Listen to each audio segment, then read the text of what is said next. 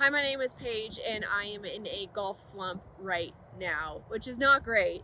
So I have created this new series called Slump Buster, where I'm going to show you how to get out of your golf slump. We have all been there before, where everything is great, you're feeling confident, and then all of a sudden you hit that one shot and everything goes haywire, and then you struggle for weeks, maybe months. You just can't get out of this cycle of negativity, and you hate golf and you hate yourself, and none of it is good. None of it is good. So we're going to work through it together, since I am now currently going through it, and I think this will be a really fun series. So let's just get right on into it.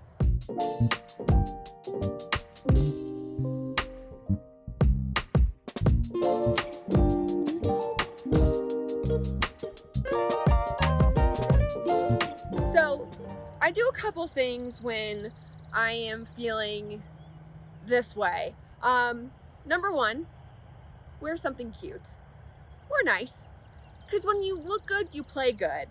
I have this theory, it's a working theory, very scientific, that the more I cover up, the worse I play. And I know it's silly and it's fun, I joke about it, but it is true. When you feel good in your clothes, you play better golf. And so wear one of your favorite outfits. Even if it's just mental and it changes your approach, wear something cute. The next thing I do, and this one definitely probably only applies to me, but I strap the girls down. They are strapped down right now. This thing is so tight, and I need it just as compact as possible because it does get in the way. It just does. And so if you guys are like, what happened? Where'd they go? This is purposeful. I did this on purpose. Now let's get into the real basics. Okay, now let's get on to the real basics. So what I like to do is when I'm really struggling with my game and I just can't really score, and I'm hitting shanks, and I had one of the worst experiences of my entire life when I played golf yesterday. First hole, hit a great drive. Second hole, I shanked it. And I was like, that's a little unfortunate. I didn't get up and down for my par, so I made bogey. Next hole, I shanked a driver, OB. I was like, I've never done that before. I then shanked another driver, a driver. And then I hit kind of this weird 3-wood, shanked an iron shot, then didn't get up and down. And I was like, hold on. Something's not right here. I was having a full mental breakdown. I was almost in the fetal position, and I started spiraling. I was like, I'm never gonna play golf again. I don't know what happened. It's like in Space Jam whenever their ability was sucked out of them, and that's what it felt like. And then I hit an okay drive, and I was like, okay, maybe this is fine. I shanked an iron shot, and I didn't know what was going on. And I had my playing partner take a video of me because I was like, my swing feels fine. I've never hit shots like this before. He takes a video of me. Turns out that I wasn't actually hitting shanks. It felt like a shank because I was hitting it so far off the toe of the club that it impacted the video. You could literally see the golf ball outside of my club. And it felt like the hosel because I was hitting it so poorly. And so I was literally hitting it right, like the tip of the toe. And it comes down to basics. So when you start spiraling, you start to overcompensate and try to fix all these things. But it really comes down to ball position, your grip, and your setup. And so what I like to do after a round like that, where I just feel a bit frazzled and I don't know what's going on, I like to come to the range and work on my basics. So this is step one in fixing your slump, and it's getting down to the basics. So when you come to the driving range, don't just start pounding golf balls. You're gonna use one of these. This is an alignment stick. You have to always practice with the alignment stick.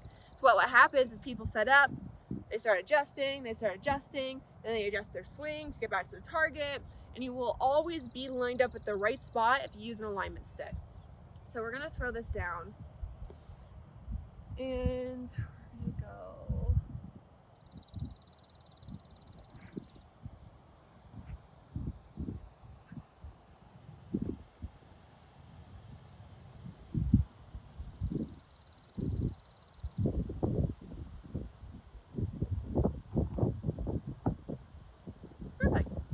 So I put my alignment stick down. Next thing I do is I work on my pitch shots. So I start with a chip shot, work to a more of a bigger pitch shot into more of a like 80% full swing. The reason I like starting with this is because if you are struggling to find solid contact, if you can't find solid contact with a short shot, you have no shot to find it when you're doing a full swing. And so this is a great way for me to kind of gain some confidence and then work on my impact position. But also at the same time, I am working on my wedges and these short little touchy shots that sometimes really start to go when you are dealing with your slump. So really small, just trying to find center of the face.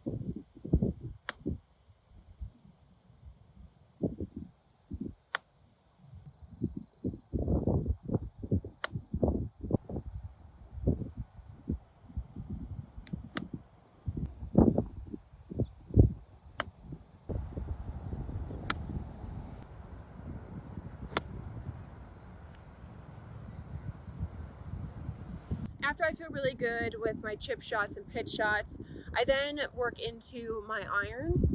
And normally I do 975, but I've really been struggling with my pitching wedge. This is a club that has been the culprit for a lot of these, I call them shanks, but they're like really, really off the toe.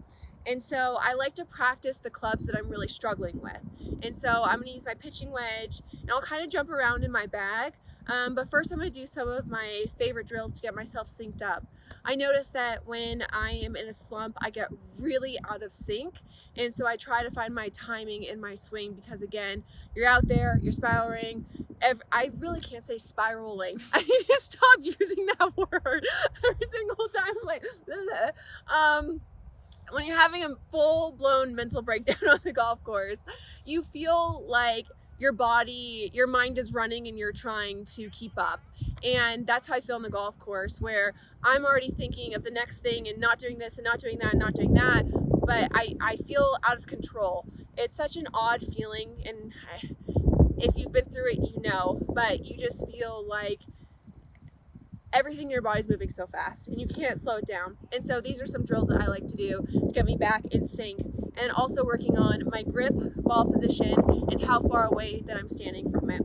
It's also another reason why the girls get strapped down, because sometimes when I am in my normal form, I start to reach for it because I feel like I need some space here.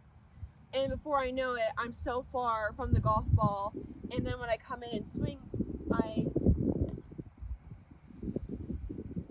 I'm here and I come and swing, and then I'm right there, and that's exactly what was happening.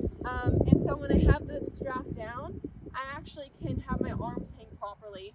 And so when I'm playing like rounds that matter and competitive rounds, that's when I'll wear like a double sports bra or something with a ton of compression, because that's how I hit the golf ball the best, is when I feel like they're strapped down. It's mostly for how far away I'm standing from it, because it really helps me get like nice and close and tight, because I can just come back on my swing instead of here. I feel like I need that space to get around them. So we're gonna do some drills to like sync up my swing right now.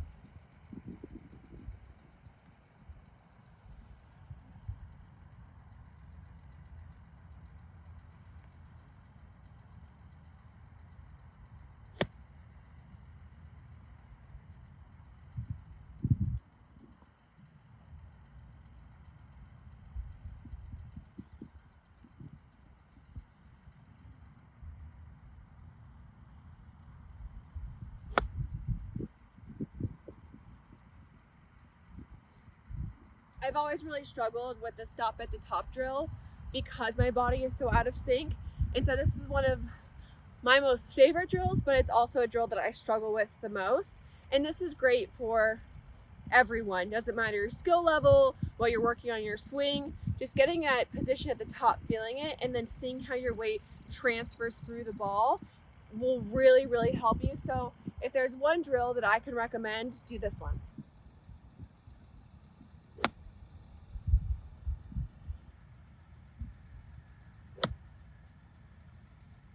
This next drill is a new drill and one that I don't think I've ever done on the channel before, and we need a name for it. So if you have a name for this drill, comment down below.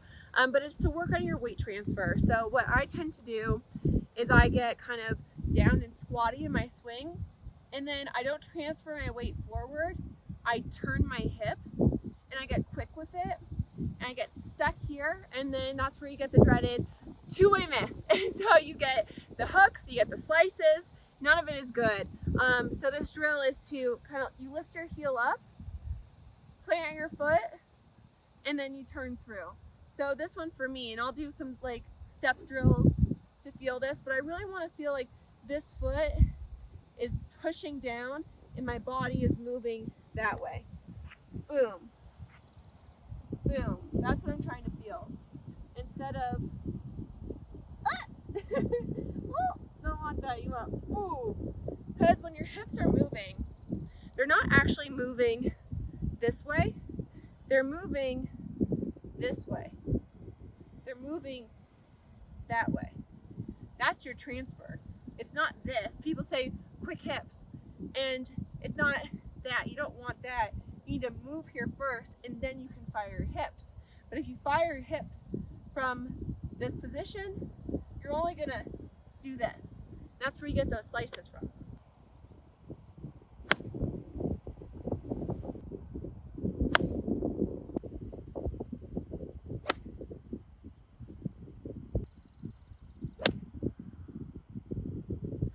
As you can see, I really kind of struggle with this one. I've hit a couple lefties, little chunkies. I just don't really get my hips moving in the right way. So this is a great drill for me to do.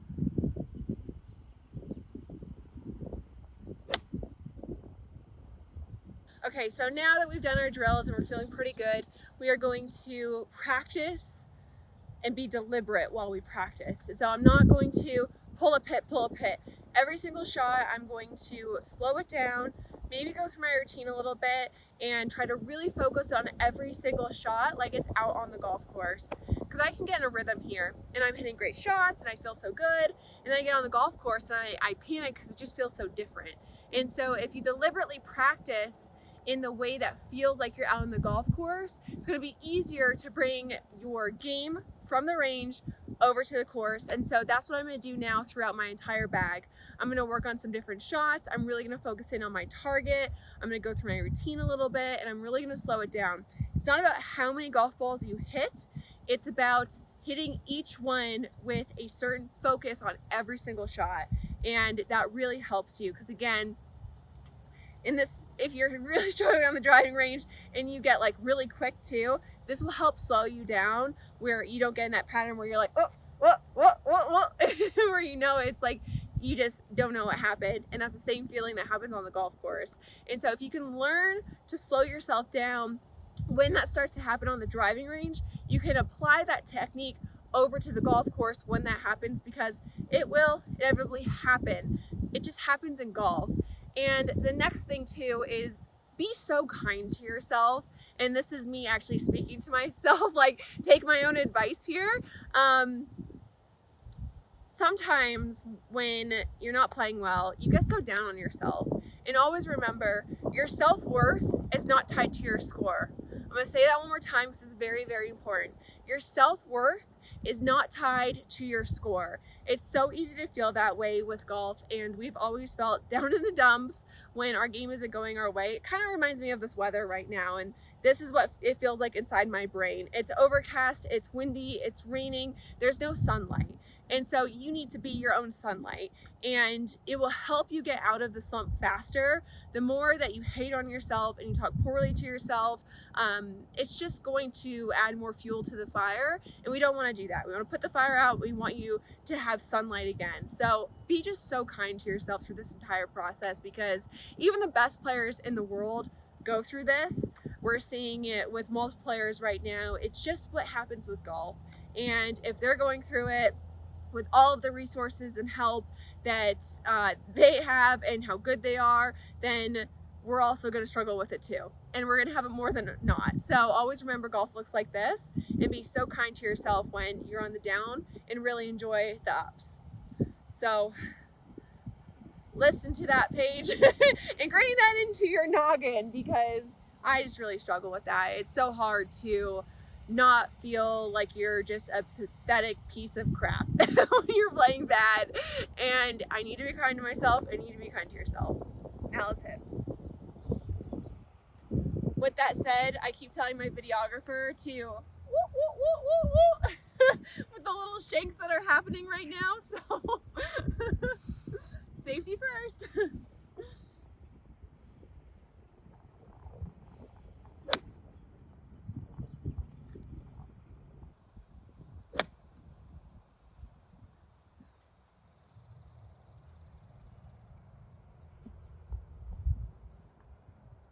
So now I hit a couple, go through my routine. It's so interesting because when I'm out here, I feel so free and it's easy and it's flowing because there's no consequences to a bad shot out on the driving range. And when I get onto the golf course, I'm like, ah, don't hit here, don't hit here, don't hit here. And so I'm trying to feel a trigger point for me. And so when I'm at the top of my swing, I almost feel like my back is to the target a second, and then I fire through.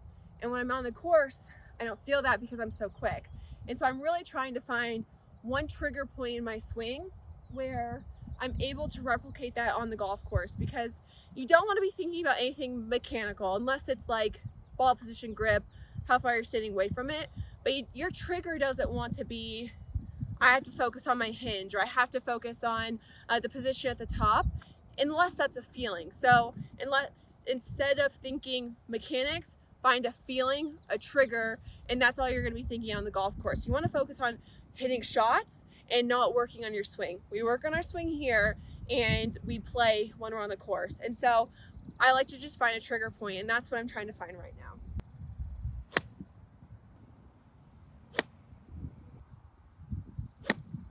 And now it's raining.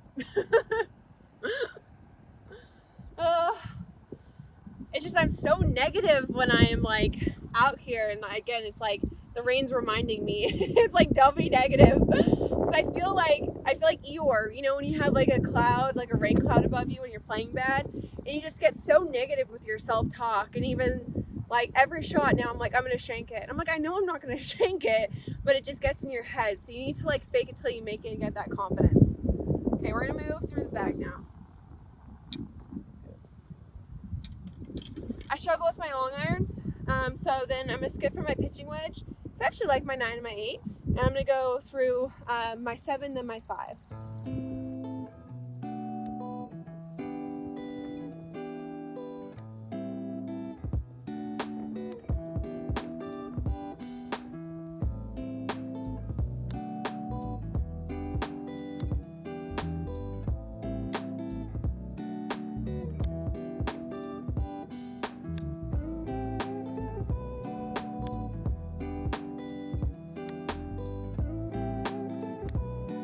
So I struggle most with my 6 and 5 iron.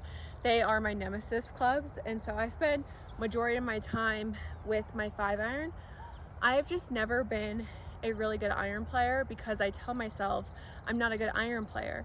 And this is gonna sound like really woo-woo, but like you do manifest how you're feeling and how you talk to yourself. And so since I always talk about not being a good ball striker, I'm not a good ball striker. And I'll get on the range and I hit it great, and I get on the golf course and I feel lost. And so I'm really just trying to work on like my timing and feeling these shots, but also being aggressive. I think sometimes I get, and I think people have probably seen this on the golf course, I don't follow through. And so I'm really focusing right now on following through and really being aggressive and firing through with my body. And it really does, you do hit better shots when you're free through your swing and really just kind of letting your athleticism take over. I always like to say, you're an athlete, right?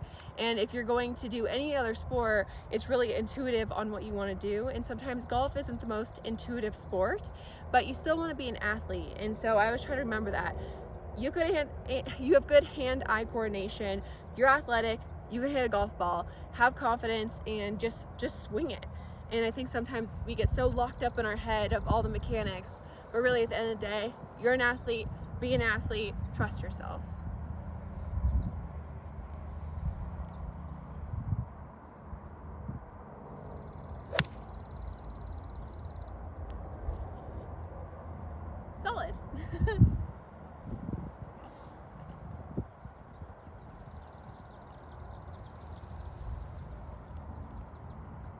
This is also, all the grounds crew is gonna hate me for this one, because you do wanna have proper divots and go backwards.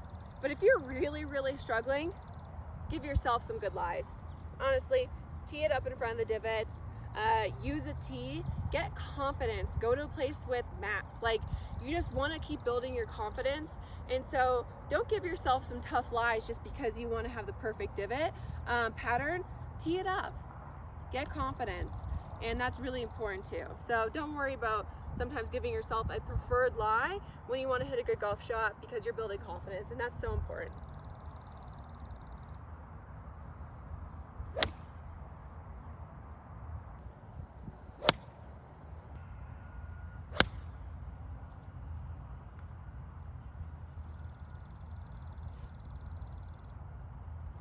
Another thing I like to think is just deliver the club to the back of the ball, right? Like, you get so in your head about all these things, and it's like, club goes up, club goes down, try to find the ball, try to keep face square. Sometimes you just need to overly simplify it to get back into a good routine and not get so, try all these different things, just deliver club, back a ball. And that's kind of all I'm thinking right now.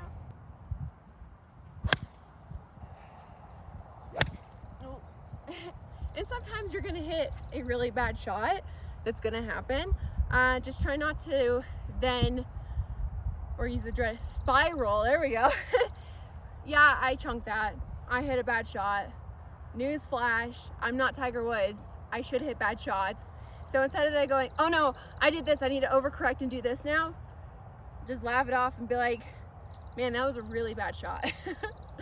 I don't know what happened there, but that was just an anomaly. Golf, you have to be so precise on what you're doing that sometimes it's just like that much of an issue that causes that shot. So take a second, walk it off, take your time, and then get back into it.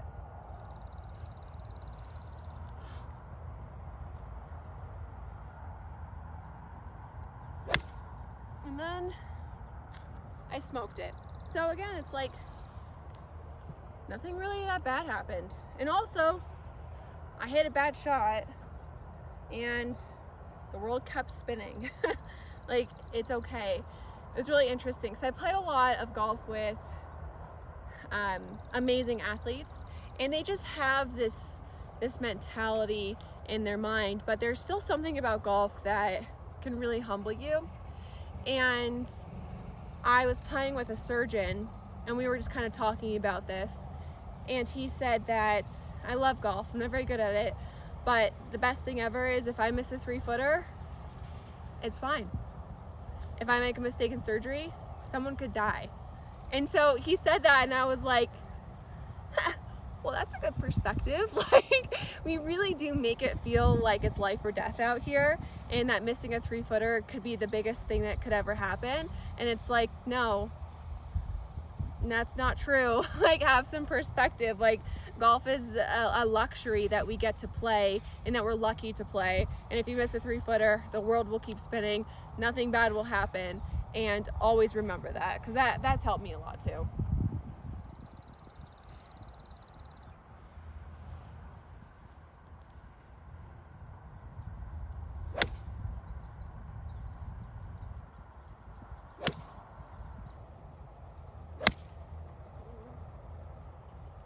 And sometimes you try a feel like that one. I felt sometimes I feel a little out of control. So I was like, what happens if I stay more over the ball? Well, that didn't work. And now I know that it doesn't work. And so I won't do that feeling when I'm out on the golf course. Because sometimes when you're on the golf course and things start going haywire, you try new feels for the first time and it doesn't work. And so now I know that that's not a feel that I like. So it's trial and error out here as well. And so make sure you are trying new things, because you want to see what works and what doesn't. Bryson DeChambeau told me this when we were doing our swing lesson together, and you guys can go check that out. But I was having issues hooking it, and he told me something, tried 2 swings. He's like, stop. Like, don't make it work. I feel like some people will be like, they'll try the same feeling or tip over and over and over again. And sometimes that tip just doesn't work for you. So if it doesn't work for you in a couple of swings, switch it. Don't keep trying to make yourself make that tip work or that feeling work. Just try something completely different. So that feeling was stay tall on it, and that works for me. So now I will replace that old feeling with this feeling, and now I'm gonna try to replicate that again. And I like to finish out each club with hitting 3 good shots in a row.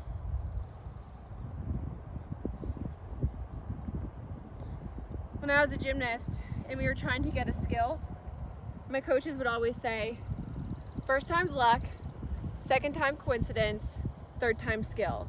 So if you can do it 3 times in a row, then you feel like it's more ingrained in your body.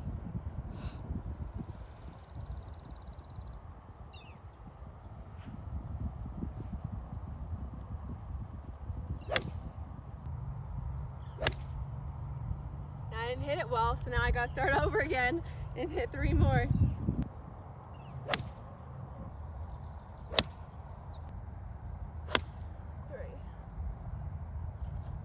Now I can move on.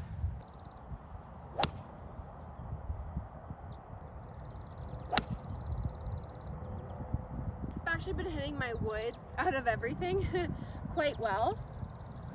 So I don't think I'm gonna hit too many of these, because I think sometimes that when you're in a slump, there's something like, no, even if you're in a bad mood, you almost lean into it even more because you like to throw yourself a pity party.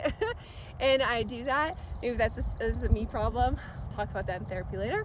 But I notice I do this all the time on the driving range before a round of golf, especially a competitive round of golf, that I always believed that if I hit it well on the range, I'd hit it bad on the course.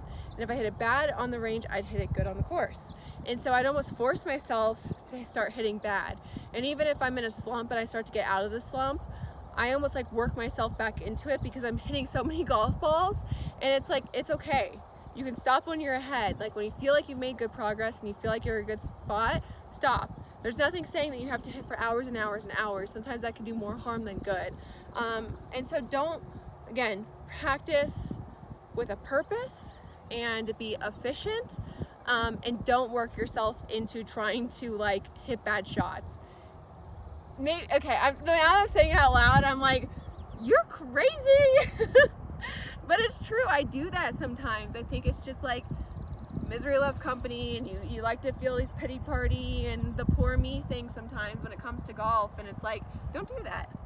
Don't do that anymore. Don't keep hitting until you start hitting it bad. And I don't think any of this is like on purpose. It's all subconscious. It's just something about golf that you just start to do this stuff. And I've done so much work like in therapy and with sports psychologists that like I'm aware of all these issues. But it's so hard to like apply it to yourself when you're doing it. Because it just happens. It just comes, and it's hard to get out of this mindset.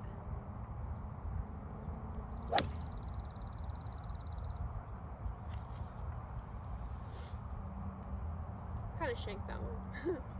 But that's fine, because I'm testing out how far or close away I want to be from the golf ball, because that's something I struggle with. And so I'm finding that good point. Sometimes that one I was actually a little too close. There we go.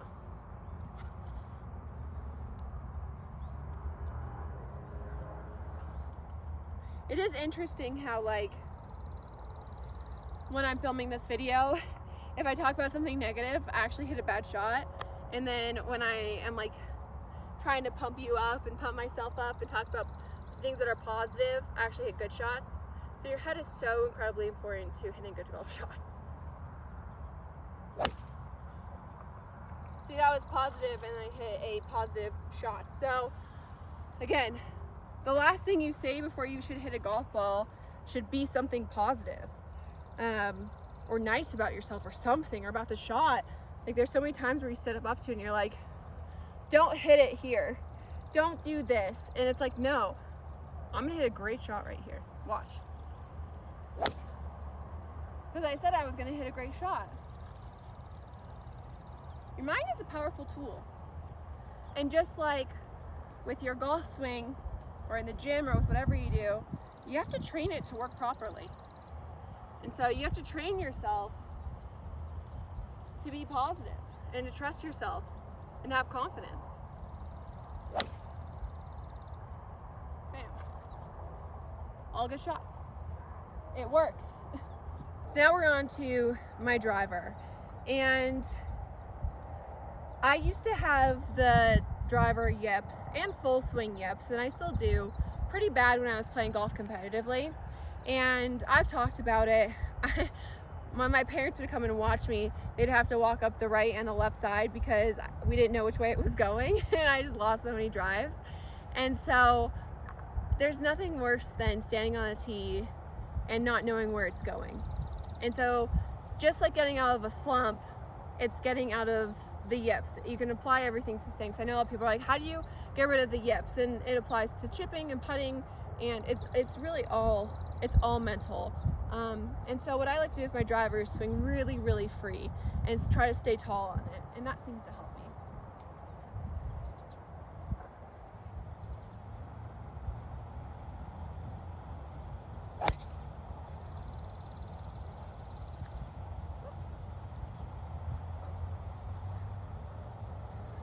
That wasn't good. I kind of hit that so far on the toe. But I was so far away from it. Like, that's the thing. I hit it right here with an open club face. But I was reaching a little bit. And that's what happens on the golf course. I start reaching. I want to hit it far. I'm like, hit ball far, and I start doing that. And it's like, no, you actually need to feel tight to it.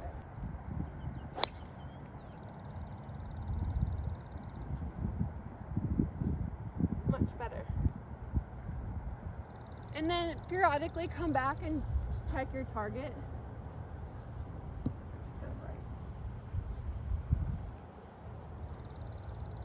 I bumped it, and I felt like I bumped it. And that last shot was right of my target, but I hit it well. So keep checking, because you could just knock it with your feet and stuff.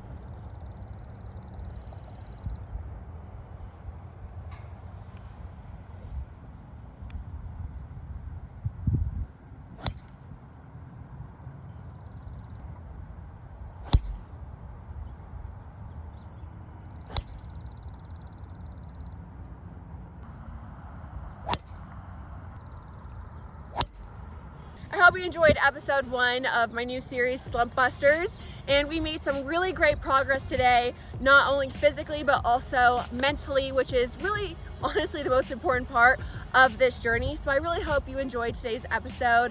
Like, leave a comment, subscribe to my channel, and on the next episode of Slump Busters, we are going to take what we applied today on the course, we're going to take what we applied today on the range and take it to the golf course, and we'll work through it together. This is you and me. We're in this together, and we are both going to get out of our golf slump. So I'll see you next time.